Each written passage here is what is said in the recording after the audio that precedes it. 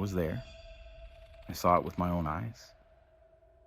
The Weeknd's face changed during his Super Bowl performance. And no, it wasn't a trick of the light or a makeup effect.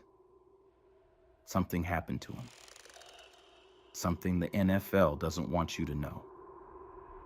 But before I tell you everything, let me take you back to that night when everything began to fall apart. This was back in 2021. The Weeknd was set to perform during the halftime show, and people were already buzzing about it. You know the hype that surrounds the Super Bowl. It's more than just a game. It's the halftime show, the commercials, the whole spectacle. Everyone's eyes are on the stage, on the performers. It's huge. So when I got the call to be part of the crew, I was excited. But I had no idea what I was walking into. I've worked at big events before, but nothing like this. There's something about the Super Bowl that's different. It's not just the size of it, but the energy that fills the room. The air feels thick, like everyone is holding their breath. People are running around backstage, getting everything perfect, but there's an underlying tension that you can't ignore. You can feel it, but no one says a word. It's like everyone knows something is about to happen. Something big. Now, don't get me wrong. Things ran smoothly. Everything seemed like it was gonna be just another high-energy, well-choreographed show. But that night, there was something off.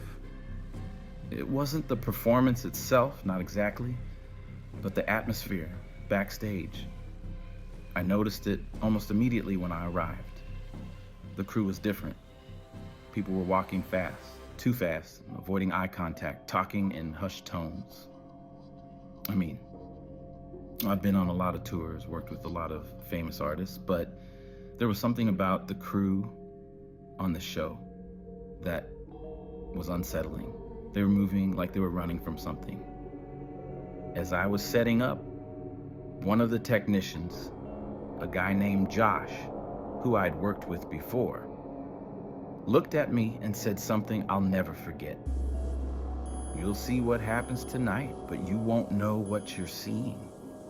At first, I thought he was just messing around. Josh liked to joke, always kept the atmosphere light, but that comment, it stuck with me. It was off. It was like he was hinting at something I wasn't supposed to know. But it wasn't until later that night, when the performance started, that I understood exactly what Josh meant. I was behind the scenes, near the control booth, trying to keep out of the way as the show began. The crowd erupted when the Weeknd stepped onto the stage, and the lights flashed in time with the beat. Everything looked flawless from where I stood. You couldn't help but get caught up in it. You could hear the energy from the crowd, even through the thick walls backstage. It felt electric. There was nothing wrong with the performance itself, but there was something wrong with him. You see, what most people didn't notice, the thing that no one's talking about, is that the Weeknd's face, right in the middle of the performance, changed. It was like one moment you were watching him sing, and the next, his face wasn't his anymore. It was subtle at first. Just a flicker, a quick shift that no one else would have noticed. But I saw it. His eyes, and his cheekbones, even the way his jaw moved. It wasn't him. Not completely him. At first I thought I was just imagining things. Maybe the lights were playing tricks on me, or maybe I was just too close to the action. But when I looked again, it was clear. His face wasn't right. It was shifting. Not like a mask, not like makeup. No, it was like something was pulling at his skin, warping it. I've seen plenty of makeup transformations, but this was different. It was like his features were melting into something else. Something I couldn't place. I tried to blink the image away to refocus, but it didn't go away. The Weeknd kept performing, still singing, still dancing, but his face, it wasn't his anymore. I couldn't tear my eyes away, but I wasn't the only one who noticed something was off. There was this collective shift in the air. The crowd was still cheering, but it wasn't the same kind of cheer. There was a nervous energy to it now, a hesitance, like they too felt something wasn't right, but couldn't put it into words. People around me were still caught up in the show, but I could tell they were starting to feel it too. The change in the air, the sudden chill that ran through the crowd. They were looking at each other, their expressions changing, but no one said a word. The crew seemed distracted too. They weren't moving like they usually did, all calm and collected. They were watching. And that's when I realized this wasn't just a lighting effect. This wasn't part of the performance. This was something else, something none of us were supposed to see. But I didn't know what it was. Not yet. I didn't know who to talk to or where to go. But I was sure of one thing. Whatever was happening, whatever was changing before my eyes, it was only the beginning. The doors to the arena felt heavier than usual that night. I don't know why I noticed it. Maybe it was the way the air felt thick, like the atmosphere itself was pressing down on me. Or maybe it was the fact that this wasn't just another concert or sporting event. It was the Super Bowl, the biggest stage in the world where everything had to be perfect and the pressure was on everyone. And for the first time, I felt that pressure, felt it in my bones as I walked through those backstage doors. It was strange, almost surreal. I had worked backstage at big events before, but this was different. The energy was undeniable, the sort of hum that fills the air when something important is about to happen. But underneath that hum, I could feel something else, something darker, something I wasn't used to. It wasn't just excitement or the usual pre-show jitters. It felt like there was something I was supposed to be afraid of. The crowd was still outside, waiting for the game to finish, the anticipation building. But backstage, everything was quiet. There were crew members rushing from one place to another, but there was no chatter, no lighthearted banter like you usually get with a big show. It was all business. It was like the calm before a storm, but no one would say it aloud.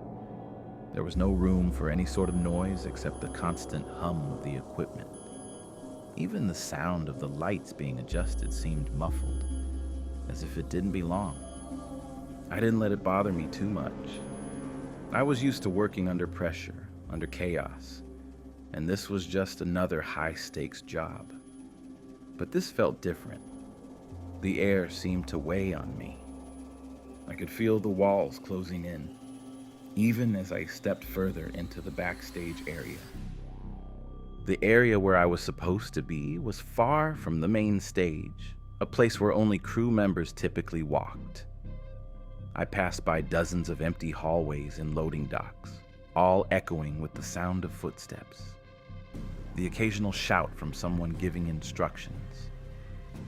It was all very procedural, no surprises. I felt like I was part of something grand, like I belonged to this machine of efficiency. And it gave me a false sense of comfort. But it was short-lived.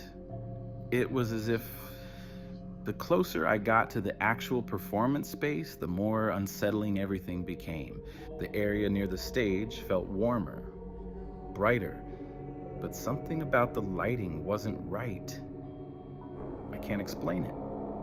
The way the lights flickered over the giant props made everything feel too sharp, too intense.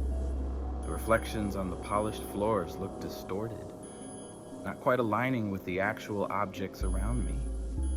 At first I thought it was just the glare from the spotlight, but there was something else. It was like reality itself was bending, slightly off in a way that made my stomach churn. I shook my head, trying to clear the uneasy thoughts. I didn't have time to dwell on it. I had a job to do. The arena was about to be filled with tens of thousands of people, and the whole world would be watching. The performance was about to begin, and I needed to be ready. But the closer I got to the performance area, the more I noticed it. There was an unusual stillness in the air, a silence that contrasted sharply with the hum of the lights. The crew, usually bustling around, seemed more like automatons, moving in a precise and coordinated manner. No one spoke to each other unless they had to. No quick smiles, no shared jokes. Every step was calculated, every movement deliberate.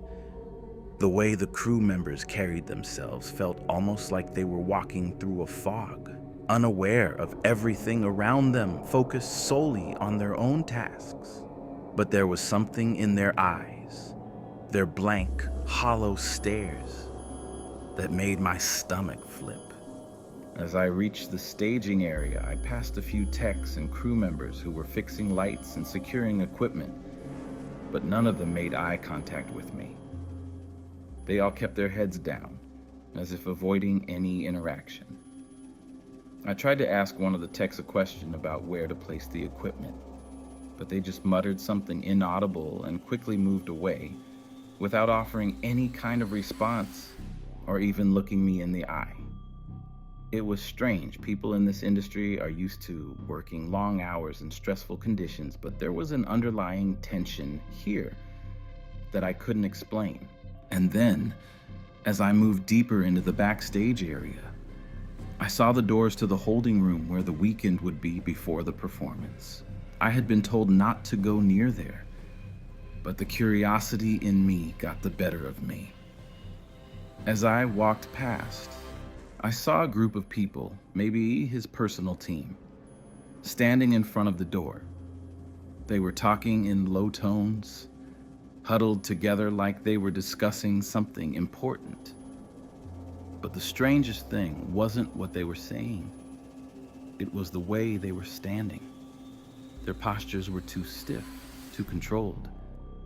They looked more like soldiers than staff members. No one smiled. No one moved casually. It was like they were locked in place, anticipating something or someone. I felt a sudden jolt in my chest, a strange feeling like I had crossed some invisible boundary. It wasn't fear, not exactly, but something in my gut told me that I wasn't supposed to be there. I had seen something I wasn't meant to see. I turned away quickly, not wanting to draw attention to myself, and made my way to a different corner of the arena. But the feeling followed me, the sense of being watched. And the more I thought about it, the more I realized something wasn't adding up. The crew was acting too careful. The security was tighter than usual. I mean, it was the Super Bowl, but there was something about the way everyone was moving that screamed control. It felt like everything had been planned, meticulously, down to the smallest detail. But it was more than just that. It was as if something, was pulling the strings. I shook my head again, trying to ignore the growing sense of paranoia in the pit of my stomach. This was just another show, another performance. This wasn't a horror movie. This wasn't some conspiracy theory. It was just the Super Bowl. But the closer I got to the stage, the more I felt something in the air, something electric, crackling with dread. It was subtle, but it was there. The tension, it was all around me. And as I stood there, waiting for the performance to begin, I couldn't shake the feeling that I was standing on the edge of something I wasn't supposed to see. And that's when I heard it, the muffled sound of something or someone moving behind the stage. It wasn't the sound of the crew. It wasn't the usual backstage noise. It was too soft, too deliberate. The sound of someone or something moving silently, like it was sneaking around, hiding from the rest of us. I thought I could ignore it.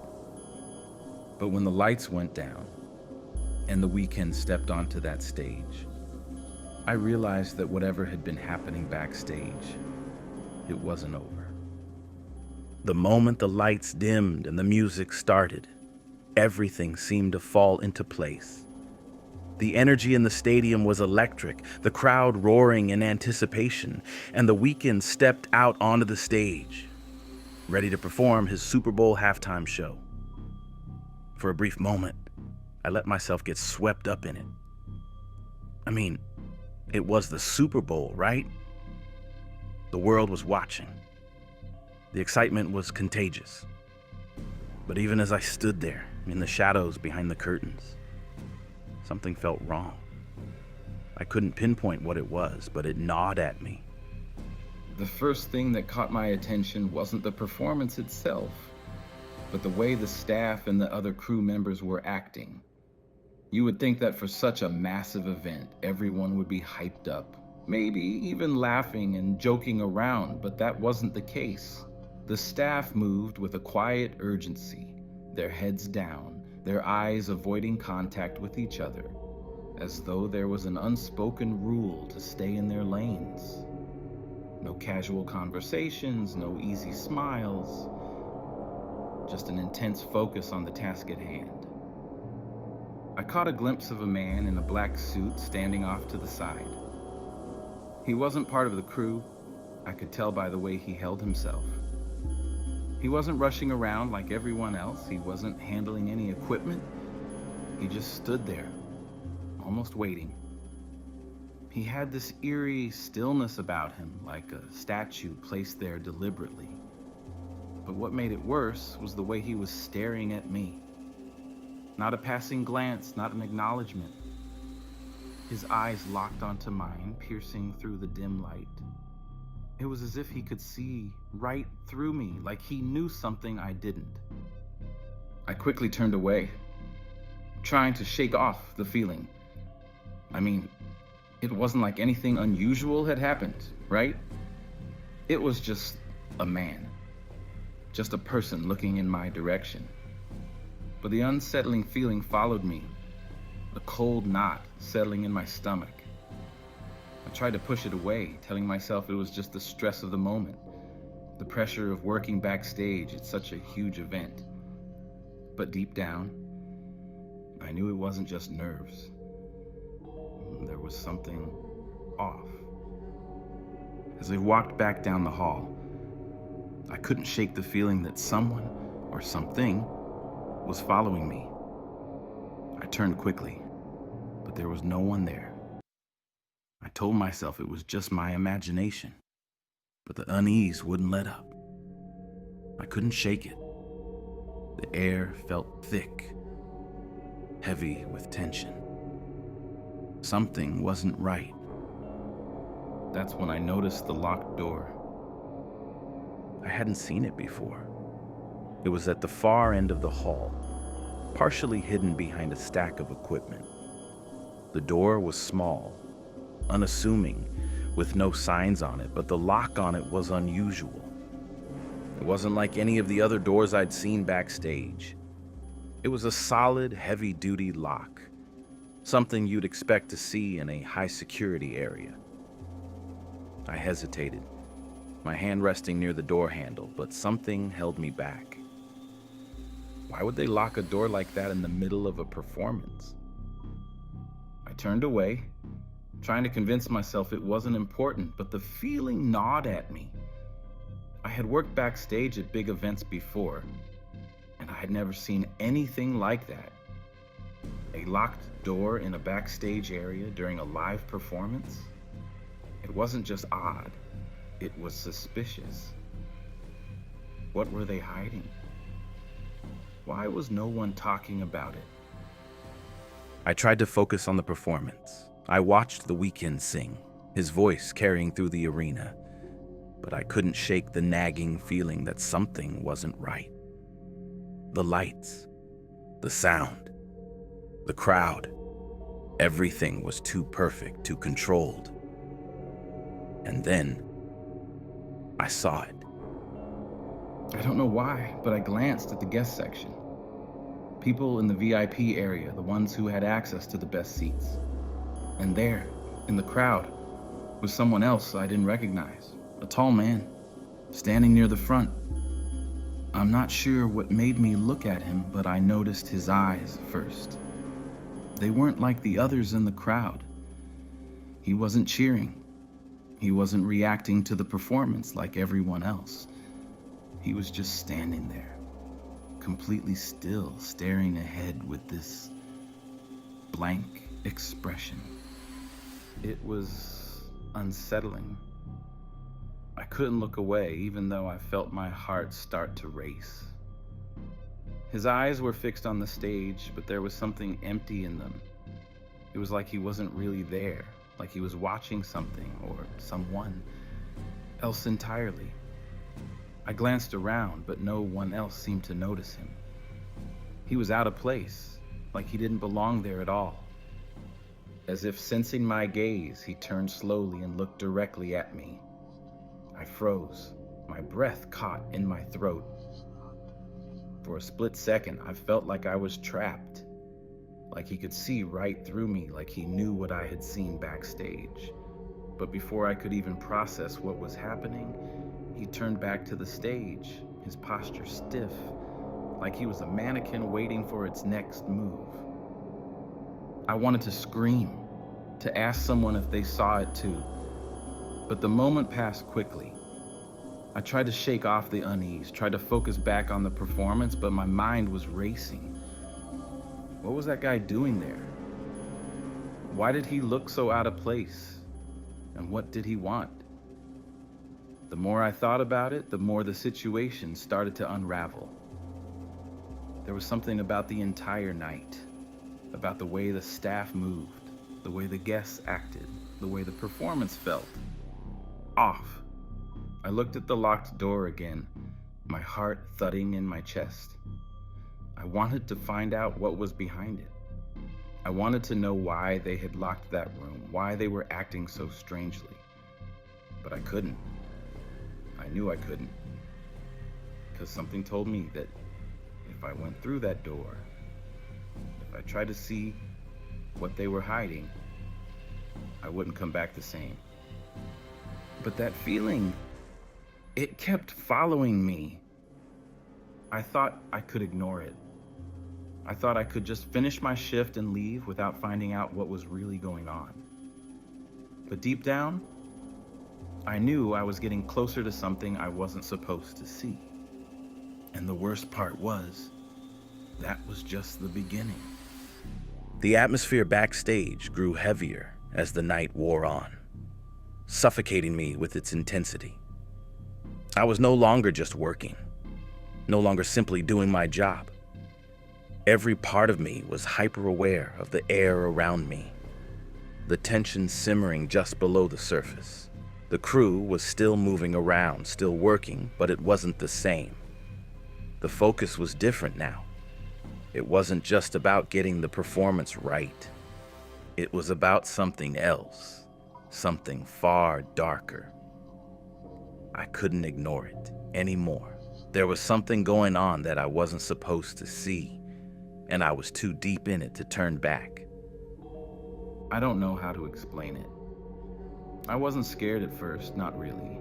It was just the nagging feeling that something was off. It could have been anything. A wrong glance, a feeling in my gut that wouldn't let go. But I didn't know how far that feeling would take me. I stood there, near the sound booth, watching the Weeknd's performance. But the performance no longer felt like the center of attention to me. Something was pulling me backstage, pulling me away from the spectacle. I couldn't look at the lights, the crowd, or even the screen anymore. My eyes kept drifting toward the back corridors, the ones that no one talked about. The locked doors, the staff avoiding eye contact. It was like there was a veil between me and everything else. And as I watched the Weeknd move across the stage, it felt like he wasn't even there. I shook my head, trying to snap myself out of it. The performance was supposed to be the highlight, the pinnacle of the night. And here I was, lost in my thoughts, unraveling at the seams. I couldn't focus anymore. The lights, the music, it all felt like it was moving in slow motion, like I was watching it through some fog, some haze that wouldn't clear. Then came the real shock. I had been staring at the Weeknd for a while, unable to tear my eyes away, when something happened that made me freeze. His face changed again. But this time, it wasn't just a flicker, it was dramatic. His face seemed to distort, like something pulling and shifting beneath the surface of his skin. It was so quick, so sudden, I barely had time to register what I saw. 1 second, he was singing. The next, he was different. It wasn't just his features warping, it was the entire expression. His face had changed. His smile wasn't his. His eyes didn't reflect the person I'd seen just minutes before. It was like the man on stage wasn't him anymore. I felt my heart race. I tried to look away. I tried to convince myself it was just the lighting or the angle or maybe even some clever editing. But I couldn't escape it. I couldn't unsee what had just happened. I glanced around the room, but no one seemed to notice. Everyone was still busy with their tasks. No one looked at the screen. No one reacted. No one even flinched, as though they hadn't seen it either, as though they knew it wasn't real. I swallowed hard, trying to breathe.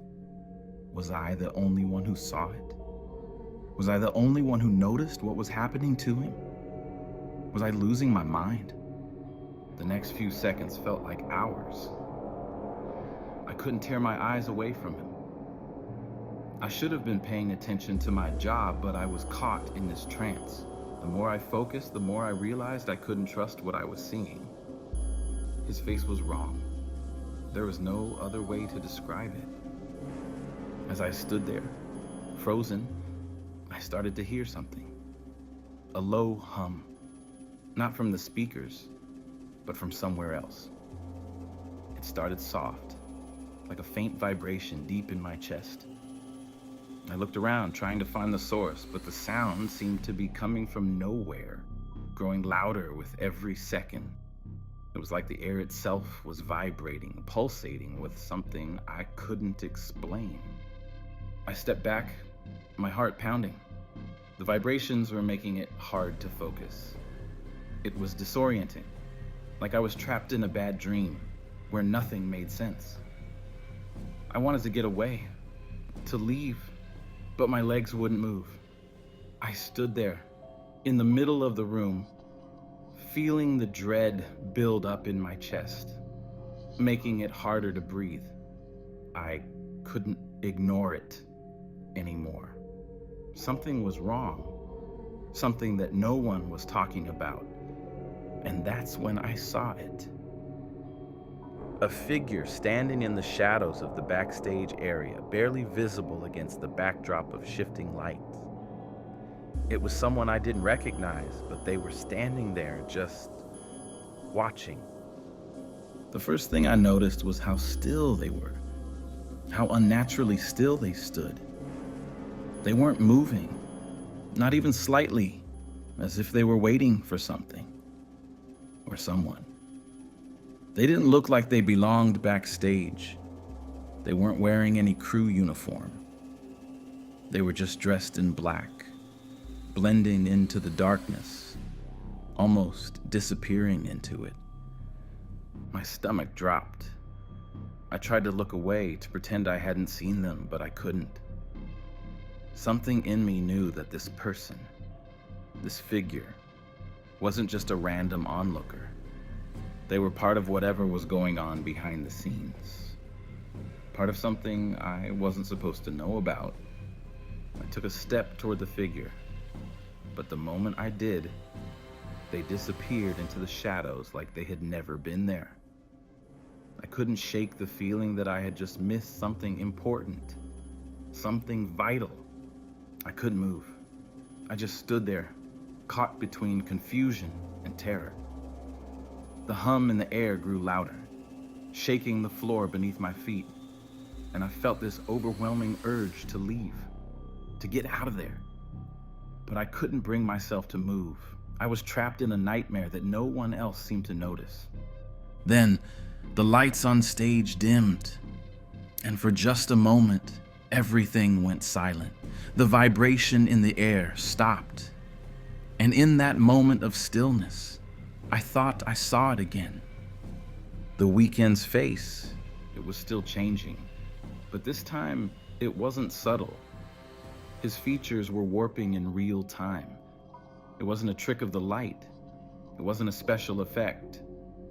His face was twisting, his expression shifting from one of control to something far darker, something alien.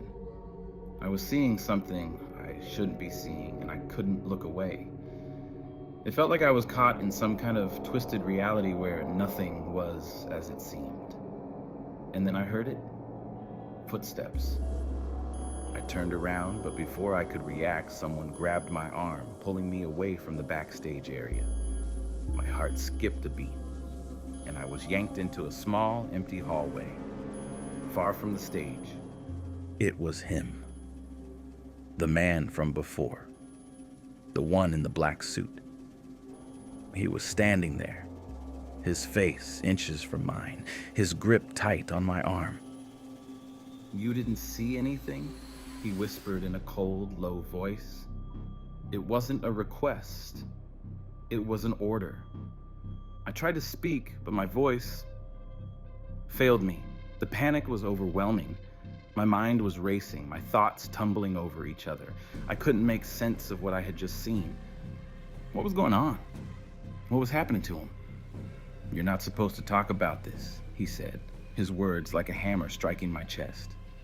"If you do, it won't just be your job. You'll lose everything." I nodded, too terrified to do anything else, but inside, I knew. This was only the beginning.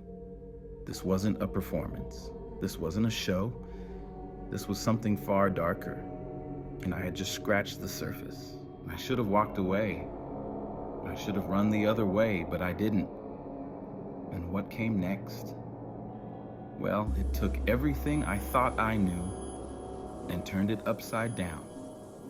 It's hard to describe the way I felt in that moment, standing there. The man in the black suit still gripping my arm like he owned me. His words echoed in my mind, chilling me to the bone. "You didn't see anything." His tone was colder than anything I'd ever experienced, and yet there was this strange sense of finality to it. Like I had been marked, and if I ever spoke about what I'd seen, something worse would happen. But worse than what? What could possibly be worse than the thing I had just witnessed? I could barely breathe as he let go of my arm and took a step back, his eyes never leaving mine. For a moment, I thought I might faint, the air in my lungs too thick to move. The more I tried to focus on what was happening, the more everything seemed to shift. I couldn't make sense of the world around me.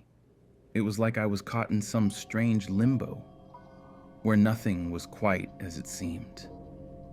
My thoughts were racing. I couldn't just let this go. I couldn't unsee what I had seen. But every inch of me screamed to stay quiet, to pretend it was all a bad dream. As much as I wanted to scream, I wanted to run. I couldn't do anything. And then I heard it. The sound. It was faint at first, just a whisper in the back of my mind. But it grew louder, clearer, until it felt like it was vibrating through my bones. The sound of footsteps. I froze. My body stiffened, and my head snapped toward the direction of the sound, but there was no one there. The hallway was empty. The lights flickered above me, casting strange, long shadows along the walls, making it harder to see. But I could feel the presence, like something or someone was moving closer. I could feel it getting nearer, the sound growing louder, more deliberate. I didn't know where it was coming from, but I knew I wasn't alone. It wasn't until I heard the voice that I realized just how deep into this nightmare I had fallen. "You shouldn't have seen that," came the voice, low and quiet, but unmistakable. I turned toward the sound, expecting to see the man in the suit again, but instead, there was only darkness. I stepped forward, my heart racing, my legs unsteady beneath me. The air felt thick, like it was pressing against me, forcing me to breathe slower, more deliberately. "It wasn't supposed to happen like this," the voice said again. Closer now, almost in my ear. I spun around but still saw no one. The darkness seemed to expand, closing in on me, and the temperature dropped. It felt like the walls were getting smaller, the hallway narrowing, suffocating me in the silence. And then I saw it. A shadow, a figure standing at the far end of the hallway. Barely visible, barely there, but I could see it. And I could feel its presence, its gaze. It wasn't just the shape of the figure that made my blood run cold.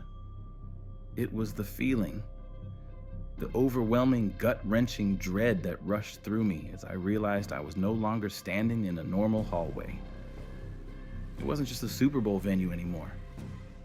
This was something else. Something otherworldly. Something wrong. The figure took a step forward, and for a brief moment, I thought I saw its face, but it wasn't human. The features were twisted, like a mask being stretched too thin, with eyes that reflected nothing but darkness. I couldn't breathe. I couldn't move. The more I stared, the more the figure moved toward me, closer and closer until the space between us felt impossibly small, and yet it was as if I couldn't escape. Was it him? Was it the Weeknd? But no, the face was too distorted, too inhuman. It didn't belong. The eyes were empty, hollow, filled with nothing but darkness. It wasn't him. It couldn't have been him. "You've seen too much," the voice whispered again, this time clear and unmistakable. I felt it on my skin, felt the words reverberating through my bones. I stumbled backward, desperate to run, but my legs wouldn't move. I couldn't breathe. The air in my chest had been stolen by the presence of the figure, and everything felt wrong. It wasn't just the creature in front of me, it was the whole environment. The walls were closing in. The lights were flickering faster, and the hallway was stretching longer and longer until I was no longer sure if I was even standing in the same place anymore. I tried to scream, to make a sound, but nothing came out. My throat was tight, like it was being squeezed by something invisible. I reached for my phone, my hands shaking violently as I dialed the only number I could think of. The person who I thought could help. The person who might have answers. But as the phone rang, I felt it. Something moved in the shadows. It was like a flicker, a distortion in reality. The figure was gone, vanished, but the sense of dread, the overwhelming feeling that I wasn't alone, was still there. Something had moved, something had changed, but I couldn't explain it.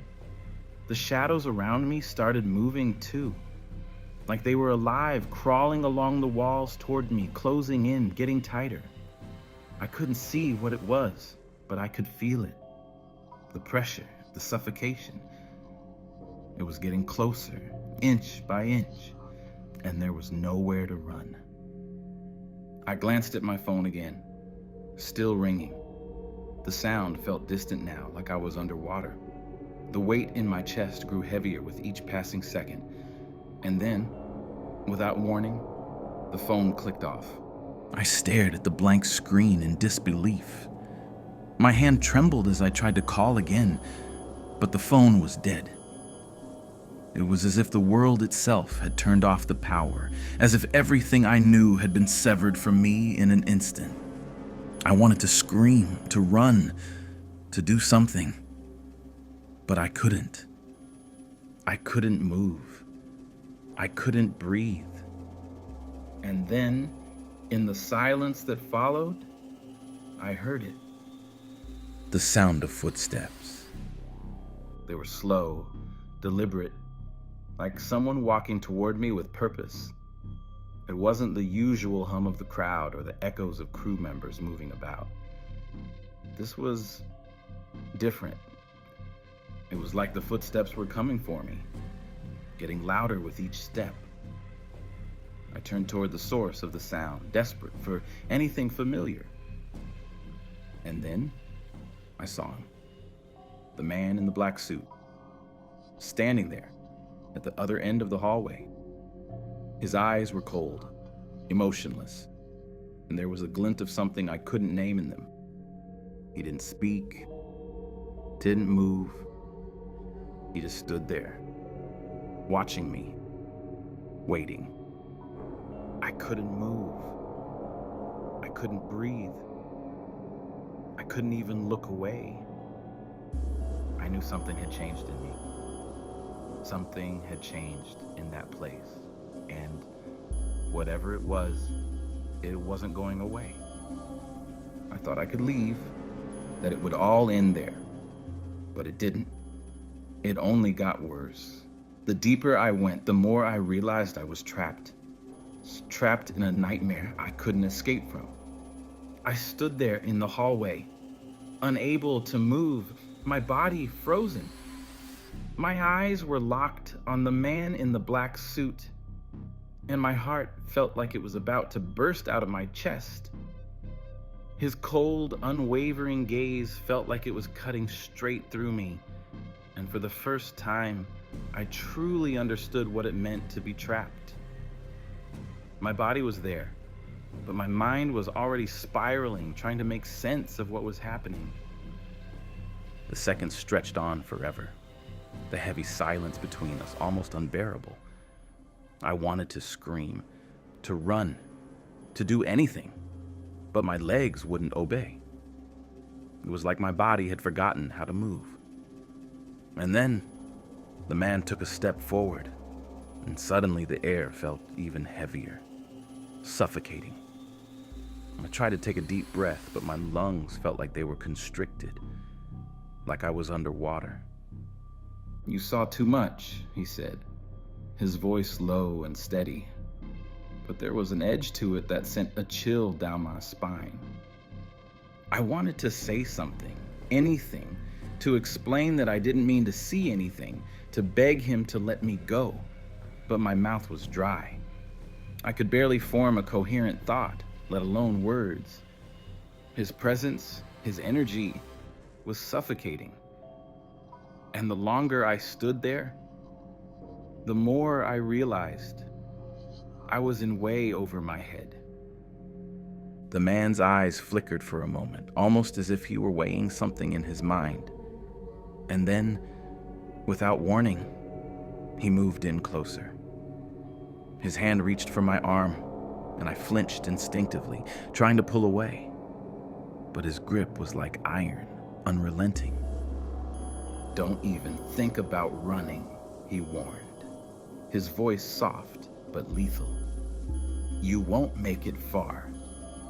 The cold realization hit me like a punch to the stomach. There was no way out, no escape, not from him, not from this. I had seen something I wasn't supposed to, and I had no idea how deep I'd fallen into whatever nightmare this was. Panic surged through me, and for the first time, I felt a genuine bone-deep fear. I had always considered myself calm under pressure. But this was different. This wasn't just a bad situation. It was dangerous. I didn't know who these people were or what they were capable of, but I knew now that I had stepped into something that wasn't just about a performance. It was something far darker, something that the NFL, or whoever they were, was doing everything to hide. The man didn't release his grip on my arm. His eyes never left mine as he spoke again, his voice now a cold whisper. You'll forget everything. You'll walk away like nothing happened. If you don't, let's just say things won't go the way you think. I nodded, too terrified to do anything else. The air in my lungs had become thick, suffocating, and I couldn't breathe. Regret flooded me in waves. How had I let myself get here? How had I not realized sooner that there was something much worse than I could have imagined lurking behind the scenes? Good, he said, releasing my arm, but his eyes still held me captive. Go back. Forget everything. And don't talk to anyone about what you saw. If you do, we'll deal with you. I didn't wait for him to say another word. I turned and walked away as fast as I could, trying to find the nearest exit, to put distance between myself and that man, between myself and whatever the hell was happening here. But as I walked away, I couldn't shake the feeling that I was being watched, that the eyes of the crew, of the people behind the performance, were on me, waiting for me to slip up. I couldn't let it go. I couldn't pretend like everything was fine. I tried to push the thoughts out of my mind as I walked through the backstage corridors, but every step felt heavier. I had seen something, and no matter how much I tried to deny it, the truth was undeniable. But what happened next took things to a whole new level. I thought I could walk away, that I could forget what I saw and move on. But every time I close my eyes, I hear the sound of those footsteps. Slow, deliberate, like they're following me. I feel their presence, like they're still watching, waiting for me to make a mistake. The face, the distortion, the way everything felt so wrong, it's all burned into my memory, like a scar I can't escape. The deeper I dig into what happened, the more I realize that I'm in over my head and there's no getting out. The fear? It's still there, creeping up on me when I least expect it. The people behind this, the ones who control the show, won't let me go. And I have a feeling they're never gonna stop until I'm either silenced or disappeared.